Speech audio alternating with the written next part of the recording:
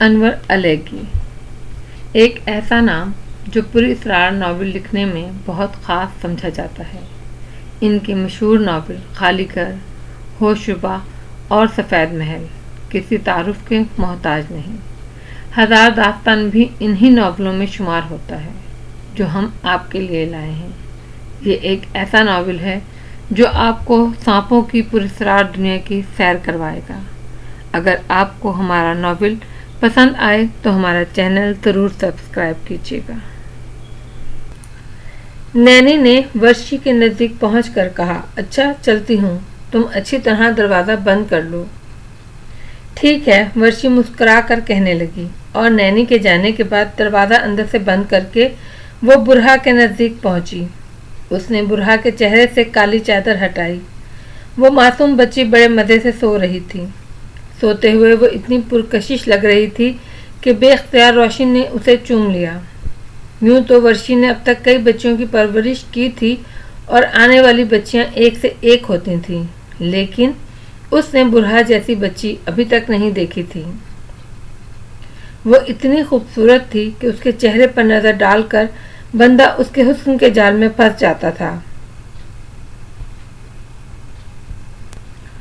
اس پر سے نظر ہٹانا مشکل ہو جاتا تھا۔ جب پہلی بار برہا کو اس کی گود میں ڈالا گیا تو وہ اسے محبوط ہو کر دیکھتی رہ گئی۔ اسے بتایا گیا تھا کہ یہ پرمان کا انتخاب ہے، اس کا خاص خیال رکھا جائے۔ پرمان نے اپنی پراسرار قوتوں کے ذریعے برہا کا پتہ چلایا تھا۔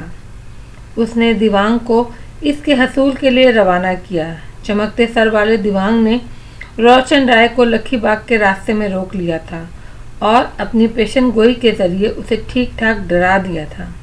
ایک تو پوتی کی پیدائش، وہ بھی ایسی خطرناک پوتی کہ جو پیدا ہوتے ہی حویلی کو سنسان کر دے، حویلی میں ہر طرف سانپوں کی پھنکار سنائی دے۔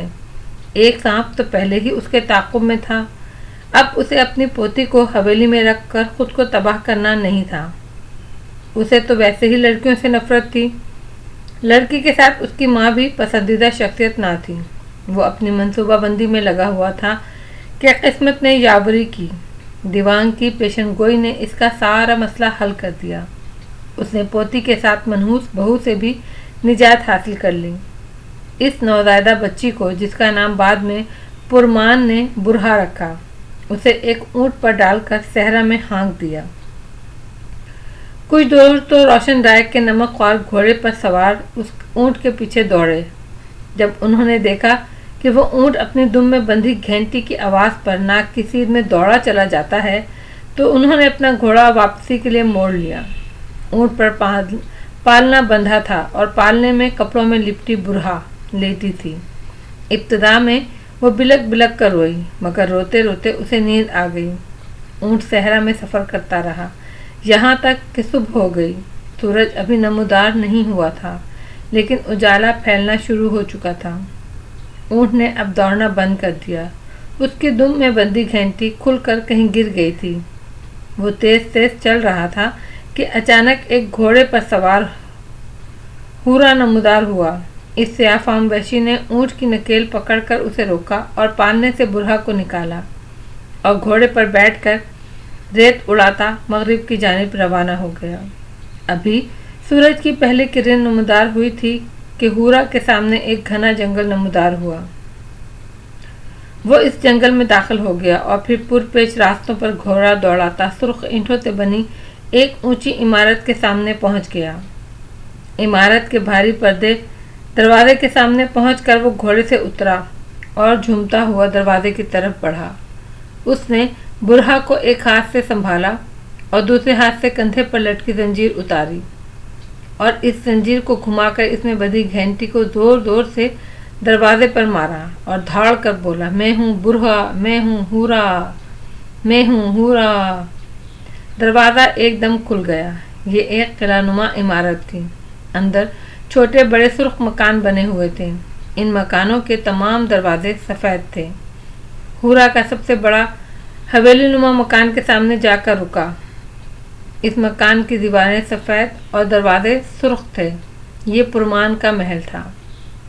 میں ہوں ہورا، اس وحشی نما شخص نے دروازے پر खड़े दरबान को देखकर नारा लगाया, जानता हूँ। उस दरबान ने बेनियाजी से कहा, काम बताओ। जानता है तो यहाँ खड़ा क्यों है? अंदर जा और पुरमान को बता कि बाहर कौन आया है। जरा जल्दी कर, मेरे पास वक्त कम है। हूरा ने उसे डांट कर कहा। जाता हूँ, जरा छुरी तले दम तो लो। दरबान फिर आखिर पुरमान का दरबान वो भला हूरा से क्यों कर मुतासिर होता।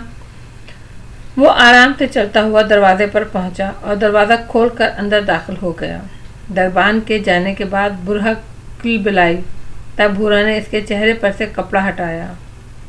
उसने एक उच्ची सी नज़र बुरहा पर डाली, लेकिन फिर वो अपनी नज़रें उस पर से हटा न सका।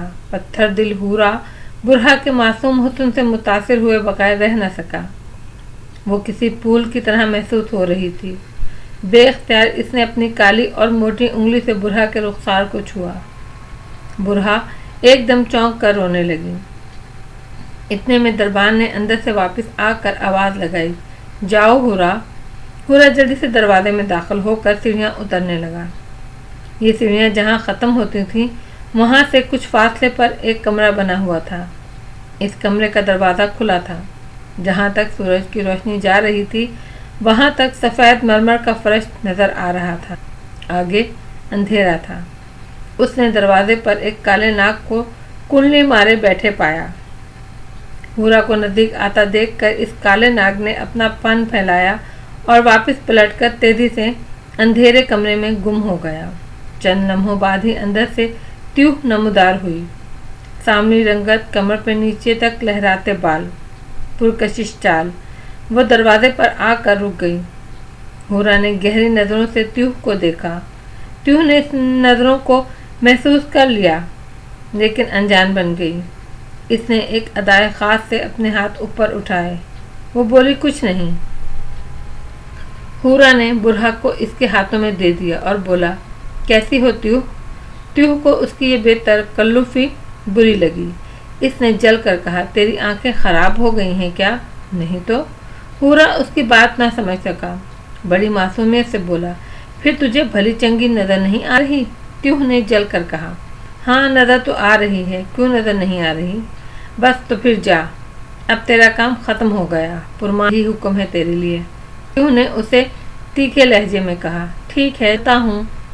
हूरा फौरन ही वापसी के लिए पलट पड़ा। इसके जाने के बाद त्यूह ने बुरहा पर नज़र डाली और हाय कहकर उसे अपने सीने से लिया और ख़ुद कलामी किसी अंदाज में बोली, वाह पुरमान, तेरा इंतखाब लाजवाब है। फिर वो बुरहा को अंदर ले गई। इसके जाने के बाद एक काला नाग बरामद हुआ और कुंडली मार और अपनापन फैलाकर दाएं बाएं देखने लगा, जैसे निगरानी कर रहा हो। पुरस्कार कुव्वतों के मालिक पुरमान को चंद लोगों के सिवा किसी ने नहीं देखा था। वो अंधेरों का बासी था, अंधेरों में गुम रहता था। त्यूह ने पुरमान के हजूर बुरहा को पेश किया। वहाँ से उसे हुक्म मिला कि बुरहा को वर्षी के हवाले कर दो।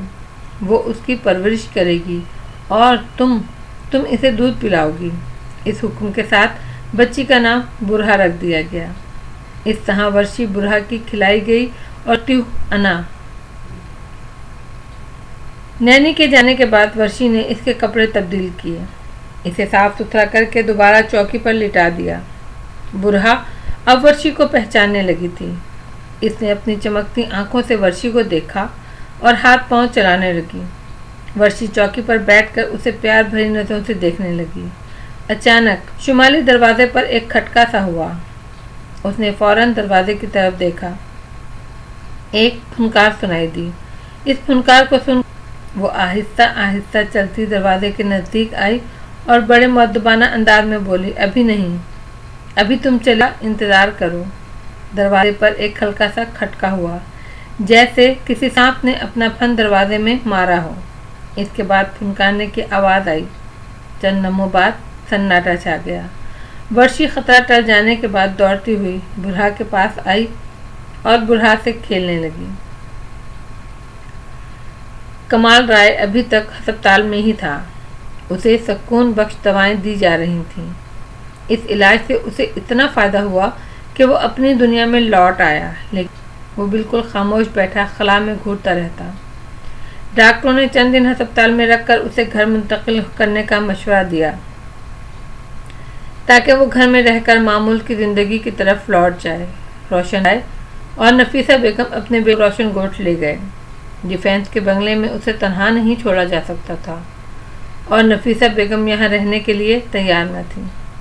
کمال رائے اپنے کمرے میں جیسے قید ہو کر رہ گیا تھا۔ وہ اپنے کمرے سے نکلتا ہی نہ تھا۔ نفیسہ بیگم اس کے کمرے کے چکر لگاتی رہتی تھی۔ اس کا کھانا پینا سب کمرے میں ہی تھا۔ وہ اپنی ماں سے صرف سلام کی حد تک گفتگو کرتا تھا۔ ماں کمرے میں آ جاتی تو وہ اسے سلام کر کے کمرے کا کوئی گوشہ پکڑ لیتا اور وہاں بیٹھ کر اپنی ماں کو خالی خالی نظروں سے دیکھتا رہتا۔ اس نے ماروی کی لاش دیکھ کر اپنی ماں سے کسی قسم کا شکوہ کرنے کی کوشش نہیں کی تھی۔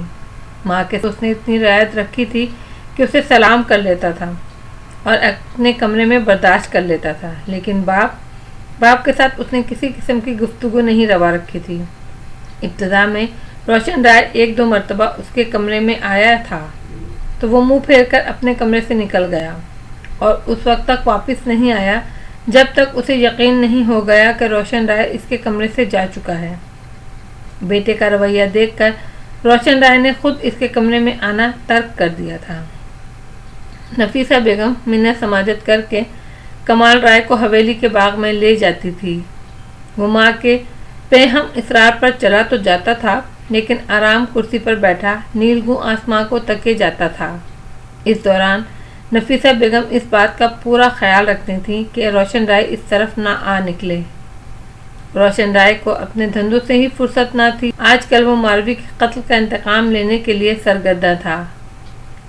ماروی کو قالین میں لپٹی ہوئی لاش اس کی انا کا مسئلہ بن گئی تھی۔ روشن رائے عجیب مزاج کا آدمی تھا۔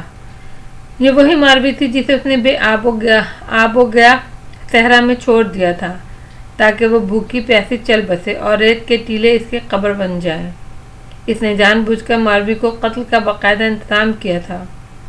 وہی ماروی جب اسے قالین میں لپٹی لاش کی صورت میں ملی تو اس کا انتقامی جذبہ یک دم بیدار ہو گیا۔ ماروی اس کی بہو تھی، دشمن نے اسے قتل کر دیا تھا۔ اس کے قتل کا بدلہ اب بہت ضروری ہو گیا تھا۔ وہ ہر وقت انتقام کی آگ میں جلتا رہتا تھا اور سوچتا رہتا تھا کہ راجہ سلیم سے ماروی کے قتل کا بدلہ کیسے لے۔ سوچتے سوچتے بالآخر وہ اس نتیجے پر پہنچا کہ راجہ سلیم کے بیٹے کو اغوا کر لیا جائے۔ اس سے پہلے وہ اسی بیٹے کی بیوی کو ڈاکوؤں سے خرید چکا تھا اور قتل کر چکا تھا۔ اب اس نے راجہ سلیم کے بیٹے تبسم کو براہ راست اغوا کرانے کا منصوبہ بنا لیا تھا۔ روشن رائے کے ہاتھ بہت لمبے تھے۔ اس کے ہاتھ کراچی تک پھیلے ہوئے تھے۔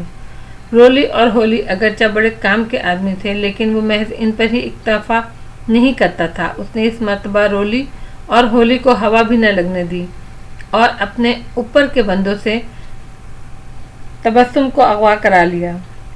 یہ اغوا برائے تاوان نہ تھا بلکہ اغوا برائے انتقام تھا۔ لہذا اغوا کے 2 دن بعد ہی اسی قالین میں تبسم کی لاش لپٹوا کر اس کی حویلی کے بڑے دروازے پر رکھوا دی اور موبائل پر ویسا ہی زہر بھرا قہقہ راجہ سلیم کو سنا دیا جیسا اس نے ماروی کی لاش بھیج کر سنایا تھا۔ روشن رائے کے دل میں ٹھنڈ پڑ گئی۔ وہ آج بہت خوش تھا۔ اسی خوشی میں جھومتا وہ کمال رائے کے کمرے میں چلا گیا۔ نفیسہ بیگم اس وقت کمرے میں موجود تھیں۔ وہ اپنے شوہر کو بیٹے کے کمرے میں پا کر حیران رہ گئی۔ کمال رائے کی نظر جیسے ہی باپ پر پڑی، وہ کھانا چھوڑ کر اٹھ گیا اور دروازے کی طرف بڑھا۔ روشن رائے ایک دم اس کے سامنے آیا اور قہقہ لگا کر بولا، بس بیٹا 1 منٹ، خوشی کی خبر سن کر جاؤ۔ کمال رائے پھر بھی نہ رکا تو روشن رائے نے اس کے دونوں ہاتھ تھام لیے اور جلدی سے بولا، میں نے ماروی کا انتقام لے لیا ہے۔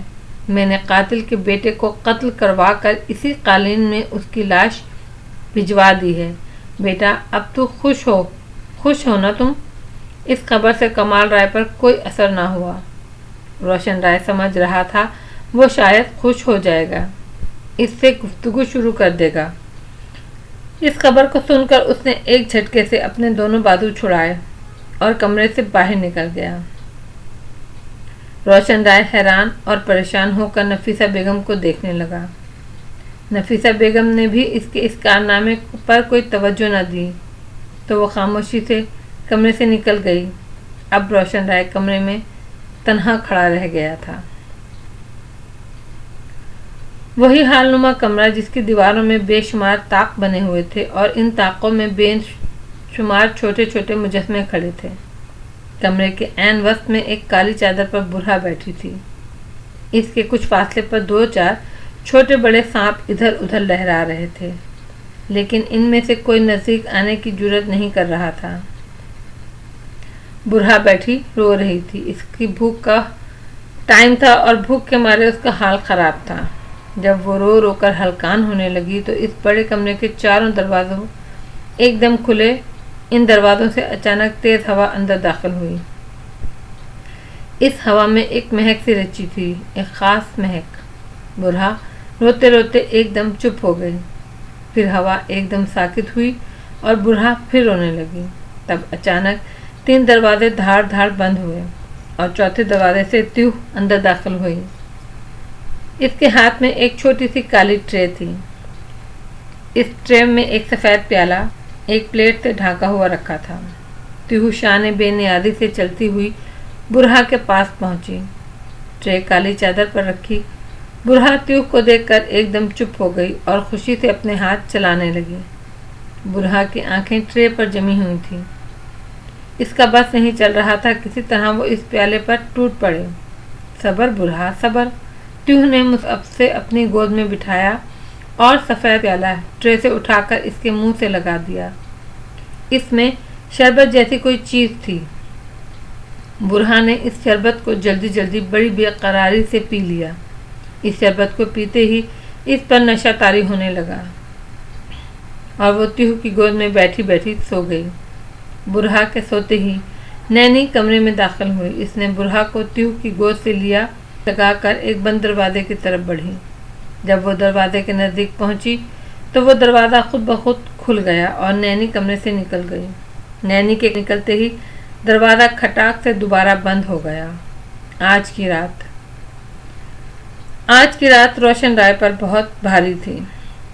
شام ہی سے اس کا دل اچاٹ تھا۔ اس نے اپنے دوستوں میں بیٹھ کر تاش کھیلے، پیلے پلانے کا چکر چلایا، رات کو رقص اور سرور کی محفل بھی جمائی، لیکن دل تھا کسی طور بہلتا ہی نہ تھا۔ دل پر تھا یہ نامعلوم بوجھ اسے ایک دم اداس کر دیتا تھا۔ کہکا لگاتے لگاتے اچانک اس کے دل پر مردنی سی چھا جاتی تھی۔ ایک طرف تو اس کے دل پر اداسائی تھی اور دوسری طرف وہ ایک اور الجھن کا شکار تھا۔ اچانک بیٹھے بیٹھے اسے اپنی ٹانگ پر کوئی رسی سی لپٹی اور رنگتی محسوس ہوتی تھی۔ اسے فوراً سانپ کا خیال آتا۔ وہ گھبرا کر اپنی ٹانگ اٹھا لیتا۔ اس کے دوست اس کی اس حرکت پہ حیران ہو کر دیکھنے لگتے۔ کیا ہوا؟ کوئی پوچھتا۔ اور کچھ نہیں سائیں، ٹانگ پر کوئی چیز چلتی ہوئی محسوس ہوئی، روشن رائے جواب دیتا۔ بات آئی گئی ہو جاتی، لیکن روشن رائے اچھی طرح جانتا تھا آج کوئی گڑبڑ ضرور ہے۔ اس کا دل تھا جانے کیا ہونے والا ہے۔ آج کی رات اس پر بہت بھاری تھی۔ حال نما کمرے کے چاروں دروازے کھلے، ہوا کے تیز جھکڑ اندر داخل ہوئے۔ ایک تیز ہوا اور ایک مہک سی رچی ہوئی، ایک عجیب سی مہک سی رچی ہوئی ہوا اندر آئی۔ اس بڑے کمرے میں اس وقت کوئی نہ تھا۔ ہوا کے بند ہونے کے بعد ایک دروازے سے ایک شخص بڑے شاہانہ انداز میں چلتا ہوا اندر داخل ہوا۔ اس نے ایک زرق پر سنہری ریشمی چادر اپنے جسم سے لپیٹ رکھی تھی۔ سر پر ایک سنہری سانپ کنڈلی مارے بیٹھا تھا۔ اس سانپ کی آنکھوں میں ہیرے جیسی چمک تھی۔ وہ اس کے سر پر کچھ اس انداز سے لپٹا ہوا تھا کہ وہ سر کا تاج معلوم ہوتا تھا۔ اس سانپ کے علاوہ ایک کالے رنگ کا سانپ اس کے گلے میں پڑا ہوا تھا۔ اس شخص کے پیروں میں کوئی جوتا نہ تھا، اس کے پاؤں چھوٹے اور خوبصورت تھے۔ اس شخص کے داخل ہونے کے بعد اس دروازے سے اس کے پیچھے چلتی ایک خوبصورت عورت اندر داخل ہوئی۔ یہ بھی اس شخص کے طرح زرق برق لباس میں تھی۔ ان دونوں کے اندر داخل ہوتے ہی کمرے کے 3 دروازے ایک کے بعد ایک بند ہو گئے۔ بس ایک دروازہ کھلا رہ گیا۔ وہ شخص شان بے نیازی سے چلتا ہوا دیواروں میں بنے طاقوں کی طرف بڑھا۔ وہ ان طاقوں میں رکھے مجسموں کو بڑی دلچسپی سے دیکھتا آگے بڑھ رہا تھا۔ پھر وہ ایک طاق کے سامنے رک گیا۔ وہ خوبصورت عورت بھی اس کے ساتھ رک گئی۔ اس شخص نے سامنے طاق میں رکھے ایک مجسمے کو اٹھایا۔ وہ کسی نوجوان کا مجسمہ تھا۔ پھر اس نے اس مجسمے کو 2-4 قدم آگے بڑھ کر ایک طاق پر رکھ دیا۔ اس طاق میں پہلے ہی ایک نوجوان لڑکی کا مجسمہ موجود تھا اور پورے کمرے میں یہ واحد طاق تھا جس میں اب 2 مجسمے تھے۔ فرمان، یہ تو نے بہت اچھا کیا، میں تیرے اس فیصلے سے بہت خوش ہوں۔ اس خوبصورت عورت نے خوشی کا اظہار کیا، لیکن پراسرار قوتوں کے مالک، اس بستی کے راجا پرمان نے اس عورت کی بات کو سنا انسنا کر دیا۔ اس نے کسی رد عمل کا اظہار ہی نہ کیا۔ وہ اپنے کام میں مگن رہا۔ اس نے آگے بڑھ کر 1-2 مجسموں کی طاقت تبدیل کی۔ ابھی وہ اس کام میں مشغول تھا کہ اچانک تیوہ اس کمرے میں داخل ہوئی۔ کیا ہے؟ تیوہ کو دیکھ کر پرمان کے ساتھ آنے والی عورت کی پیشانی پر ایک دم بل پڑ گیا۔ اسے تیوہ کی آمد سخت ناگوار گزری، اسی لیے اس نے اسے دیکھتے ہی اپنی ناگواری کا اظہار بھی کر دیا۔ پرمان، جو اس وقت ایک مجسمہ طاق سے اٹھا رہا تھا، ایک دم رک گیا۔ اس نے گردن گھما کر پہلے اپنے ساتھ آنے والی عورت کو دیکھا اور پھر تیوہ پر نظر ڈالی۔ رانی ملائکہ، پرمان کے انداز میں سانپ کسی پھنکار تھی۔ تیوہ کو اندر آنے دو۔ آ تو گئی ہے، اور کیسے آئے گی؟ رانی ملائکہ نے بڑی نحوست سے کہا۔ ہاں تیوہ، اس وقت تمہیں یہاں کیا چیز لے آئی؟ تم جانتی ہو یہ وقت فیصلوں کا ہے۔ جانتی ہوں پرمان، معافی کی خواستگار بھی ہوں۔ وہ بڑے ہی ادب سے بولی۔ جاؤ، معاف کیا۔ راجہ پرمان نے اسے گہری نظروں سے دیکھا۔ ایک فیصلہ کروانا ہے پرمان۔ تیوہ کی ہمت بڑھی۔ اب تیرا اتنا حوصلہ ہو گیا کہ تو اپنی مرضی کے فیصلے کروانے کے لیے اندر آنے لگی، رانی ملائکہ نے غصے سے کہا۔ رانی ملائکہ، پراسرار قوتوں کے مالک پرمان نے اسے خشمگین نگاہوں سے گھورا۔ خاموشی اختیار کر۔ رانی ملائکہ کے سامنے تیوہ کی حیثیت ہی کیا تھی؟ وہ محض ایک راج نرتکی تھی، لیکن پرمان کی تنبیہ نے رانی کے دل میں آگ لگا دی۔ وہ چپ تو ہو ہی گئی کہ پرمان کے سامنے مزید کچھ بولنا اسے کسی مصیبت میں مبتلا کر سکتا تھا، لیکن اس نے دل میں فیصلہ کر لیا کہ اس ناچنے والی کو وہ اس توہین آمیز رویے کا مزہ ضرور چکھائے گی۔ ہاں تیوہ، بولو۔ پرمان اس سے مخاطب ہوا۔ پرمان، سلاؤ نے مجھے پریشان کر رکھا ہے، اس کے آنسو اب مجھ سے دیکھے نہیں جاتے۔ پرمان، تو اسے اجازت کیوں نہیں دے دیتا؟ تیوہ نے مسئلہ بیان کیا۔ اجازت دینا یا نہ دینا یہ پرمان کا حق ہے۔ تیوہ، تو حد سے نہ بڑھ، پرمان نے سرزنش کی۔ میں معافی کی خواستگار ہوں پرمان، میرا مطلب یہ نہ تھا۔ رانی ملائکہ کا تیوہ کی اس سرزش پر بہت خوش ہوئی۔ وہ منہ موڑ کر مسکرا دی۔ تیرا جو بھی مطلب ہوگا، بات مختصر کر، میرے پاس وقت کم ہے۔ سلاؤ کے ساتھ ایک انسان نے بہت ظلم کیا ہے۔ کافی عرصے سے پہلے اس نے اس کی جوڑی کو مار دیا تھا۔ سلاؤ اپنا انتقام لینا چاہتا ہے۔ وہ رو رو کر ہلکان ہو چکا ہے۔ اسے انتقام کی اجازت دی جائے۔ تیوہ نے بڑے ہی مؤدبانہ انداز میں اپنی بات مکمل کر لی۔ اچھا، یہ کہہ کر پرمان تیزی سے چلتا ایک طاق کے پاس رکا۔ یہ ایک ادھیڑ عمر شخص کا مجسمہ تھا۔ اس نے اپنے ہاتھوں میں اٹھا کر اس مجسمے کو دیکھا اور اس سے مخاطب ہو کر بولا، سلاؤ، تمہیں اجازت ہے، تم جس طرح چاہے اس سے انتقام لے لو۔ اب تک ہم نے تمہیں روکا ہوا تھا تو اس کے پیچھے مملکت کا کوئی راز تھا، اور مملکت کا راز بس بادشاہ ہی جانتا ہے۔ جاؤ، اب تم آزاد ہو۔ پھر اس نے سلاؤ کا مجسمہ اٹھا کر طاق پر رکھ دیا اور تیوہ کی طرف رخ کر کے بولا، تیوہ، اب تم خوش ہو؟ بہت خوش، بہت بہت خوش۔ تیوہ واقعی خوش ہو گئی تھی، اس کا رواں رواں سرشار ہوا تھا۔ جا پھر سلاؤ کو خوشخبری سنا اور مجھے میرا کام کرنے دیں۔ تیو آگے بڑھی اور اس نے پرمان کے دونوں ہاتھ پکڑ کر اپنی آنکھوں سے لگائے اور پلٹ کر دروازے کی طرف چلی گئی۔ رانی ملائکہ اسے حسد بھری نظروں سے دیکھنے لگی۔ کیا ہوا؟ پرمان نے اس کی آنکھوں میں دیکھا۔ میں دیکھ رہی ہوں پرمان کہ راج محل میں ناچنے والی یہ راج نرتکی کچھ زیادہ ہی تیرے دل پر چھاتی جا رہی ہے۔ رانی کے دل کی بات بلا آخر زبان پر آ ہی گئی۔ رانی ملائکہ، کیا تو نہیں جانتی وہ محض راج نرتکی نہیں کس قدر کام کی عورت ہے؟ ہاں میں جانتی ہوں کہ وہ راجا کے کون کون سے کام کرتی ہے۔ لہجہ بڑا ہی معنی خیز تھا۔ رانی ملائکہ، وہ ہماری ایک ادنا ملازمہ ہے اور تم ہماری رانی ہو۔ تمہارا اور اس کا بھلا کیا مقابلہ؟ پرمان نے اس کے دل پر مرہم رکھتے ہوئے کہا۔ راجا پرمان، وہ خادمہ ہی رہے گی۔ رانی ملائکہ نے اسے ترچھی نظروں سے دیکھا۔ بے شک وہ خادمہ ہی رہے گی، راجا پرمان نے یقین لہجے سے کہا۔ وعدہ، لیکن وہ وعدہ تھا جو اکثر مرد اپنی بیویوں سے بے دھڑک کر لیا کرتے ہیں، اور بیویاں بھی اچھی طرح جانتی ہیں یہ وعدہ کس طرح کیا گیا ہے۔ آج کی رات روشن رائے پر بھاری تھی، بہت بھاری۔ رات اپنے آخری پہر میں داخل ہو چکی تھی اور روشن رائے منہ کھولے بے خبر سو رہا تھا۔ وہ آج نیند کی گولیاں کھا کر لیٹا تھا۔ اسے رات کو نیند ویسے ہی نہ آتی تھی، خواب آور گولیوں کا اب وہ مستقل عادی ہو گیا تھا۔ آج کی رات اس نے معمول سے زیادہ خوراک لی تھی۔ سلاؤ روشن رائے کے کمرے میں آنے سے پہلے ہی اس کے بیڈ کے نیچے آ کر جب کمرے میں روشن رائے کے خراٹے گونجنے لگے تو وہ سراتا ہوا باہر نکلا۔ وہ ایک خوفناک سانپ تھا۔ اس کی زبان بار بار اندر باہر ہو رہی تھی۔